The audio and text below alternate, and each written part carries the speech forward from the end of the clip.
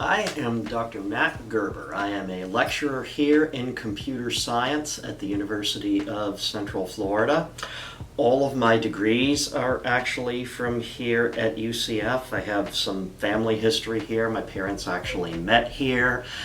I've most of my career been in and out of UCF, worked for DoD simulation around here before coming back to be a junior faculty member for IST, before going back into DoD simulation, before going out to the medical school out at Lake Nona to be a technical director there for about a decade, and then had a chance to come into the computer science department as a full-time lecturer, and that's where I am now, and loving doing it.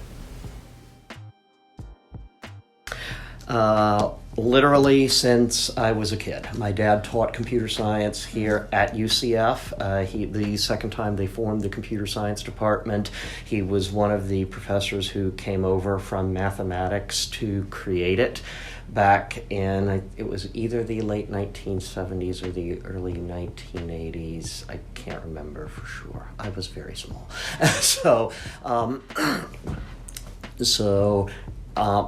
I was around computers since literally before I could remember.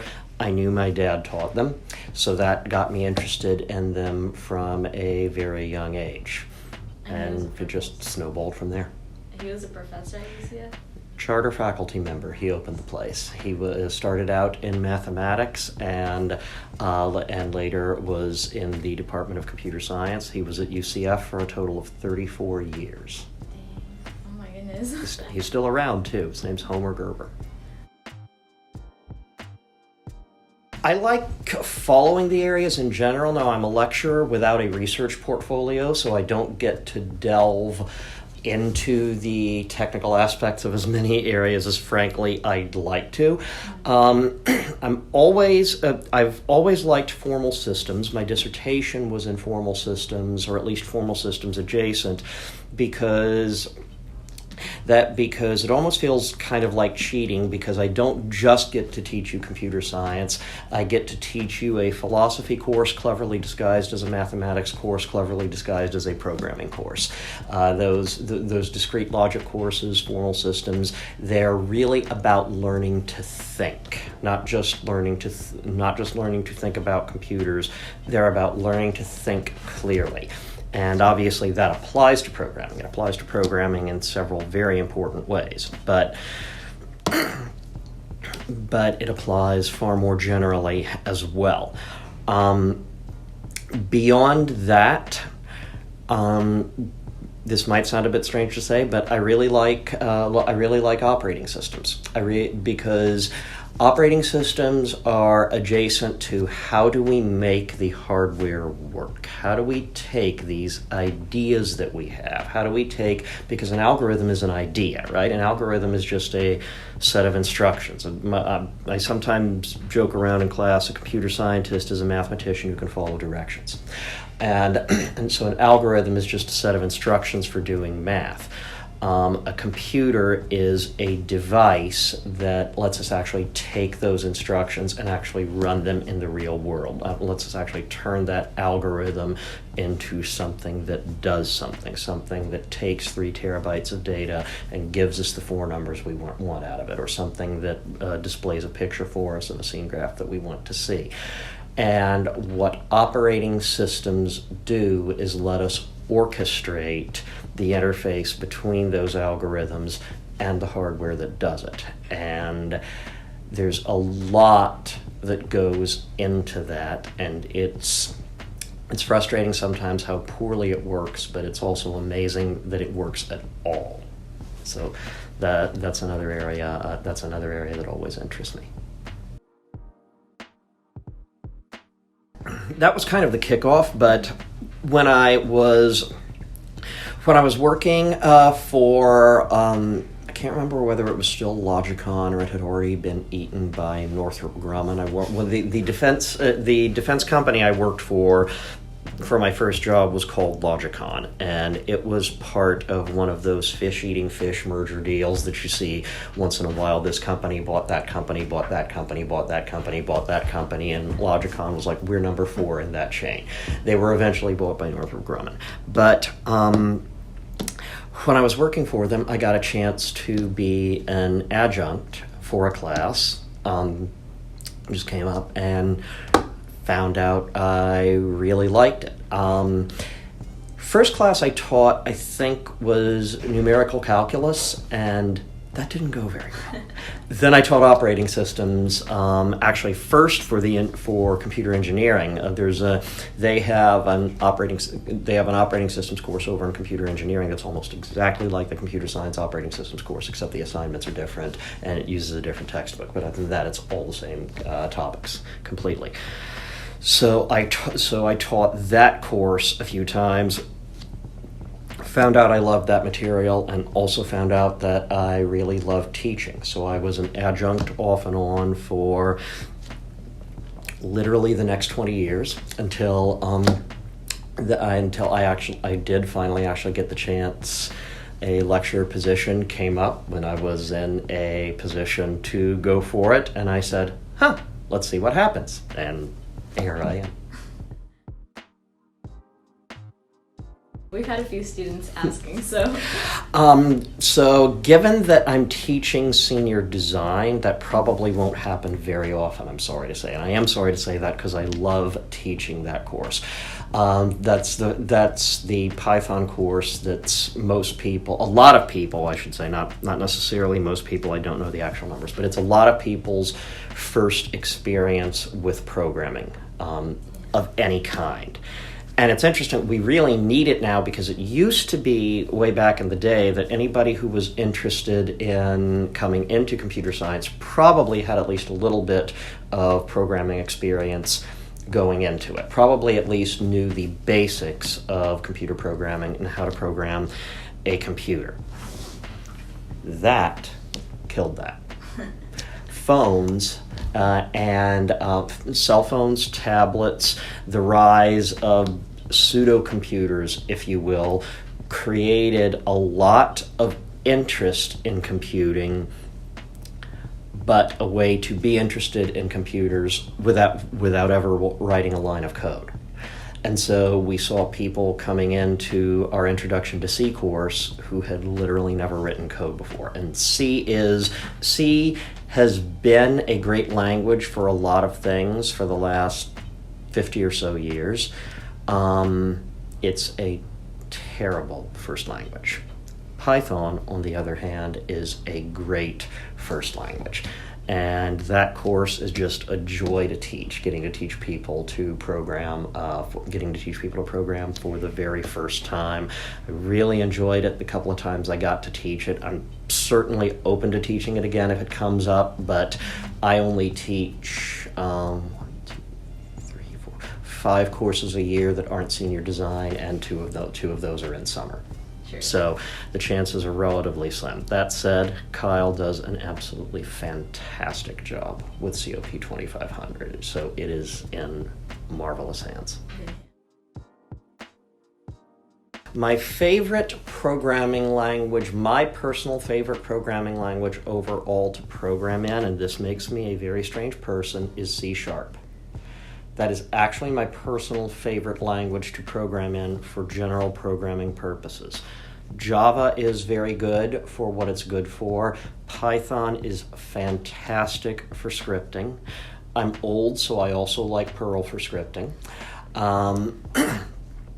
C++, I feel like a lot of what C++ does is now essentially eclipsed by C#, Java, or Swift, depending on what you're programming for.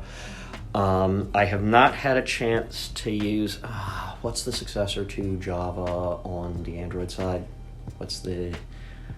Google's got like their Swift. It's like something better than Java. Program. I forget what they call it. I have not had a chance to do much with that. I have not had a chance to do much with Swift. I really want to. But I would say my two favorite languages to work in myself are C# and Python. That said, the best language is always the language that will best get the job done, that you are most comfortable using, that works in the context that you need to use it in. There's no one best language. There is no objectively best programming language. Engineering doesn't work that way. That's true. Memory management, and memory management, in that order. Noted. By far the hardest thing coming in to CS1 is the memory management that you have to do. Several of the CS1 schematics, not all of them, but several of the CS1 schematics we have here use an assignment schematic that Dr. Ahmed and I put together a few years back. And that schematic intentionally has an absolutely brutal memory management assignment as the first assignment in the class. And that's very much on purpose because our CS1 currently uses C, which means you are required to both do memory management and understand the algorithms you're working with and understand pointers and understand pointer indirection all at the same time. And if your intro to C did a very good job teaching you memory management, then that's a reasonable difficulty curve and you're fine. And if your intro to C did not do a very good job teaching you memory management, then that is a thoroughly unreasonable difficulty curve and you're not fine. It's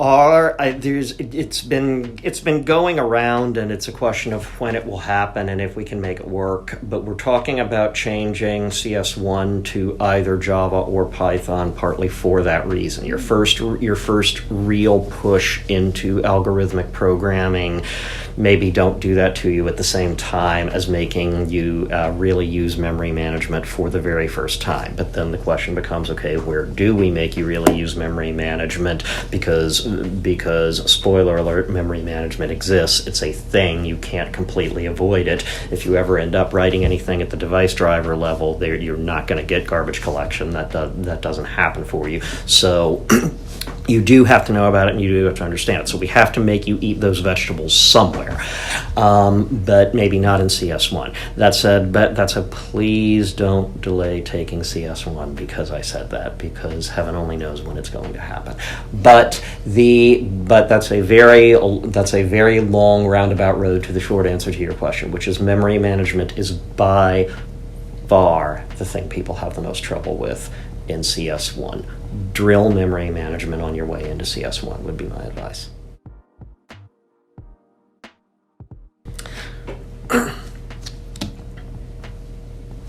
Got a taste of it when I taught as an adjunct and really liked it. It's that simple.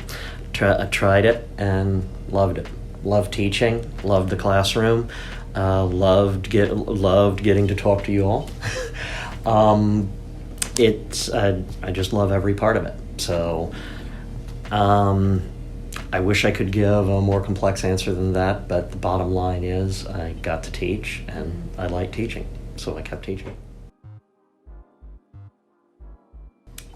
Oh man, so back at IST,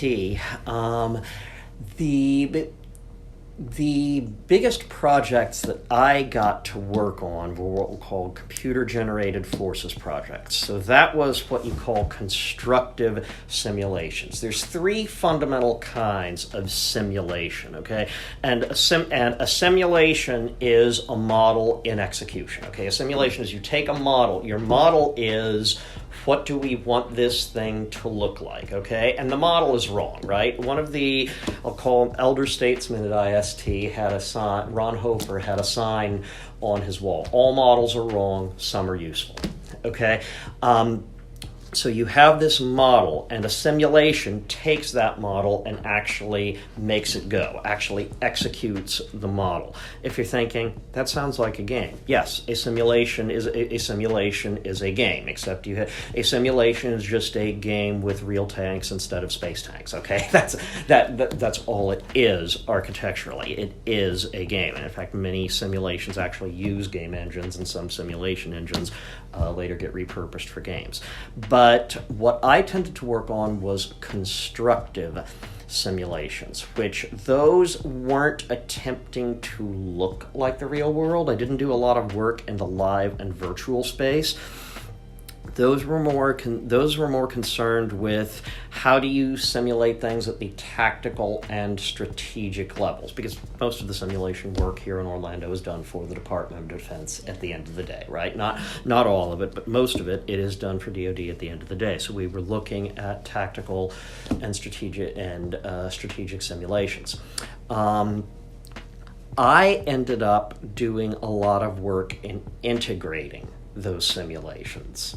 How do you get this simulation to talk to this simulation so that what's happening in this simulation is reflected in what's happening in this simulation when this simulation is made by vendor A and this simulation is made by vendor B, and vendor A and vendor B hate each other and never want to talk to each other and do not understand why you would ever need something from the other vendor, but we still want to make those simulations work together and talk to each other. And how do you do that? So I did a lot of work at IST in simulation integration. And it's interesting, as we did a lot of stuff, and still there was so far to go. And this was 20 years ago. If you're thinking, man, it is a serious problem getting pieces of software to work together. Yep. And I'll tell you, it was that way in 2002 as well. Some things do not change. So various vendors do not always like working with each other, and various pieces of software don't like working with each other as well. Don't like working with each other either. I ended up after that working at AT&T on networking. So after that, I ended up working at the UCF College of Medicine on getting disparate pieces of software to talk to each other over a network. That interoperability bit has kind of been my whole career since, insofar as my development career. But that was the main work I did on modeling and simulation. The other thing I did while I was at AT&T was, there is a patent out there somewhere with my name on it. I do not own the patent. The American Telephone and Telegraph Corporation owns that patent, but there is a patent out there somewhere with my name on it that patented the Kevin Bacon game as a routing protocol. If you've ever heard of the Kevin Bacon game, it's the idea that you take an actor. Okay, you take an actor, you look at all the movies he or she has starred in, and you try to find, okay, this actor was in this movie with this actor, who was in this movie with this actor, who was in this movie with this actor, who was in this movie with Kevin Bacon. And so the number of hops you have to take to do that is called the Kevin Bacon number. And this was, I forget where that idea even started. It's an obviously ridiculously stupid idea. I took it and applied it to network routing. The idea was you have this central node, and the central node is constantly announcing 0, 0, 0, 0, and whatever number you heard, if you were a relay node, you announced that number plus 1. And so if you were a non-relay node, you just talked to the node with the lowest number that you could hear, because that was the node closest to the center point. True. That's actually really interesting.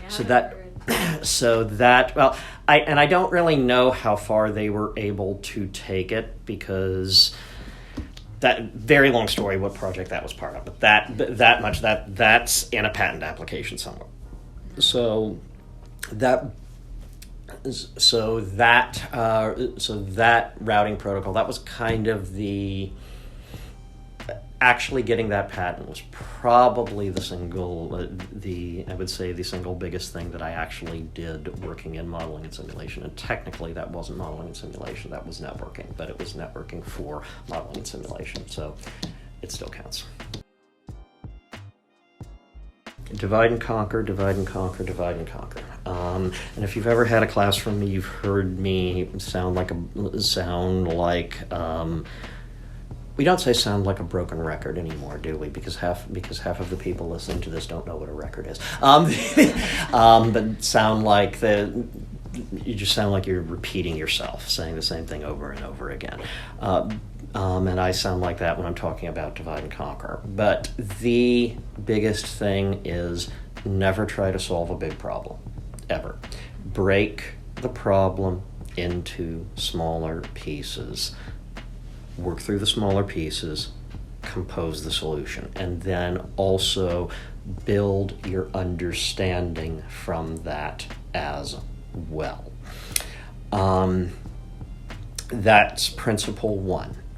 Principle 2 doesn't just apply to computer science, but it absolutely applies to computer science. And it applies to computer science because it applies to everything. And this is another one that, if you've had a class from me, I apologize because I'm about to say something you've heard a million times. The only way to be good at something, the only way you will ever be good at anything is to be bad at it until you're not bad at it anymore. That's it. That's it. That's the only way to get there. There's no shortcut. All your aptitude is a multiplier on how long it takes. It's still the same principle for everybody. If you want to get good at something, you are going to have to be bad at it until you're not bad at it anymore. And the concepts like recursion, like memory management, like red-black trees, those feel hard because they're hard. So one of the things that I do try to get across, and one of the things that I'll go ahead and repeat now, is it's okay that it's hard.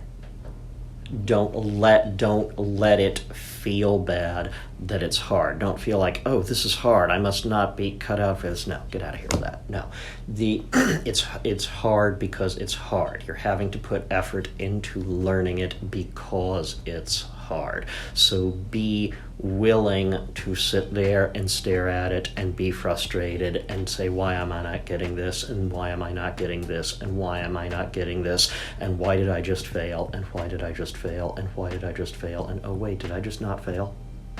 Okay, that process happens again and again and again and again, and that's an unfamiliar process to a lot of people learning this, because y'all are already pretty good at a lot of stuff when you come in here. There's a lot of stuff that was easy for many of you, not all of you, but many of you.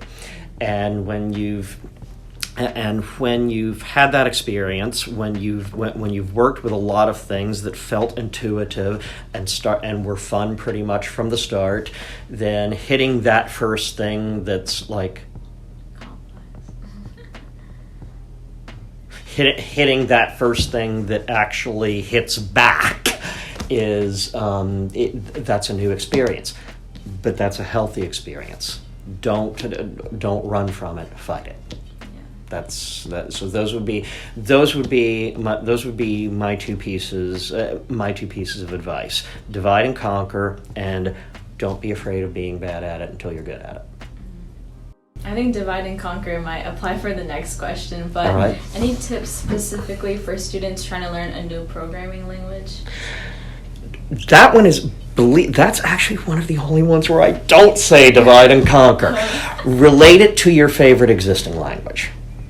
all programming languages are at a fundamental level equivalent. And actually, when you take discrete 2 from us, when you finally take discrete 2 from us, and unfortunately it's one of the last courses you take, and I say unfortunately, but I've never figured out a way to fix that.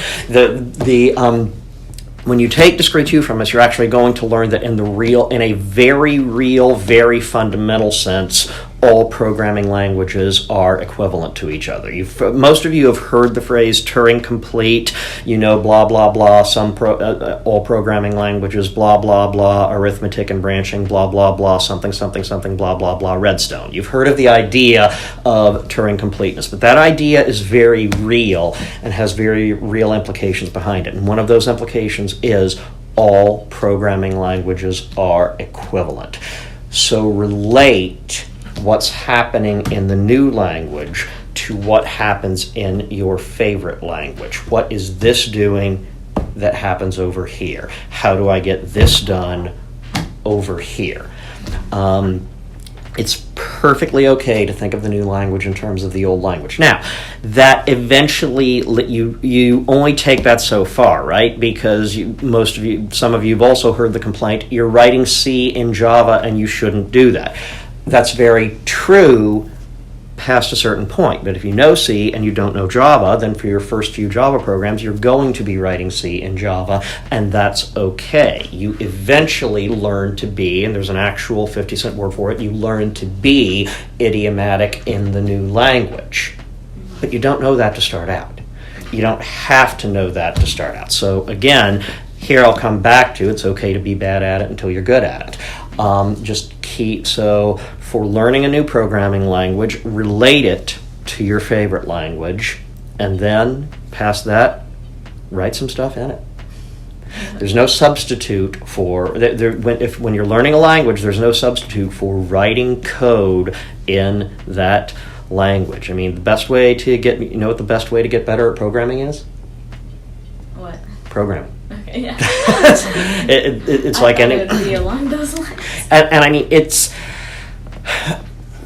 Again, folks who've had classes with me know I talk about video games in class all the time, but there's actually a reason for that. They're not necessarily always a great teaching tool, but they're a great teaching model, in that the best way to learn an action is usually to perform that action. You let the action itself be your teacher for that action.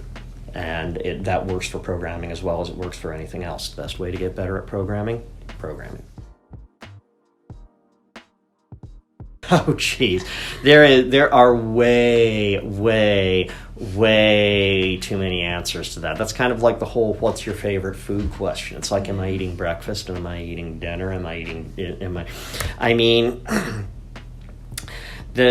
can name some of the ones off my top of all time list. I will admit Tears of the Kingdom has gotten to the top of all time list really, really fast. They did a fantastic job with that game. Any general ones? Man, it's like you've got. There's too many good ones. I'm sorry. Yeah. It's past a certain point, and this is also an I'm old thing, but past a certain point, it's like, how do you say which is better between Tetris and Horizon Zero Dawn? Those two games are not the same kind of thing at all. Yes, they are both video games, in that they are games you play with a display terminal and a computer input device that are brokered by a computer. But those games are two very, very, very different things. So it's hard to even frame the answer to that question. Again, part of that is I'm old and I played too many video games and they start blurring together at a certain point. But no, that's good. Ours is Minecraft. Yeah. Minecraft is if it's not in your top 5 video games ever made, I'm not sure how that works. It is. Minecraft really was something new. in video games, and of course anyone who knows video game history will be able to call off the things that historically went into Minecraft, and that is absolutely true. But nobody had put them together in that way before, and it's one of the most popular, influential video games in history for a very good reason. I forget which one is actually bigger, Minecraft or League? Which one? Probably Minecraft. I think it depends on how you look at it, but regardless, it's definitely up there for a reason. It's a game that you mention among that absolute top tier of video games: Minecraft, Tetris, the first Super Mario Brothers. Those are video games that shaped what we think of a video game as, what we think of it, the art form, if you will, as able to do.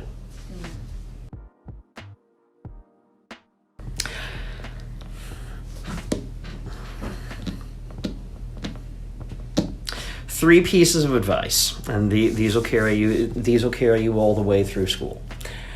This is a cliche, but it's a cliche for a reason. Never stop asking questions. Never stop wondering why. Second one is the same thing I kept saying about it being okay that it's hard. Be willing to put in the effort, and don't feel bad that you need to put in the effort. It's okay that it's hard. It's okay that you need to put in the effort. But the other side of that is put in the effort. Do it. It's worth it. And the third thing I will say is make sure you take care of yourself as well.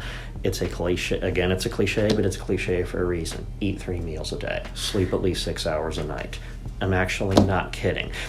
Your brain is affected by your body, and your mind is affected by your brain. You don't necessarily have to be an athlete, but if you do not take care of yourself physically, if you are not kind to yourself physically at a certain level, to a certain extent, your brain will not function for you. You cannot neglect yourself in any way and expect to be able to do well. So those are the 3 pieces of advice. Always stay curious, always put in the effort, and always be kind to yourself.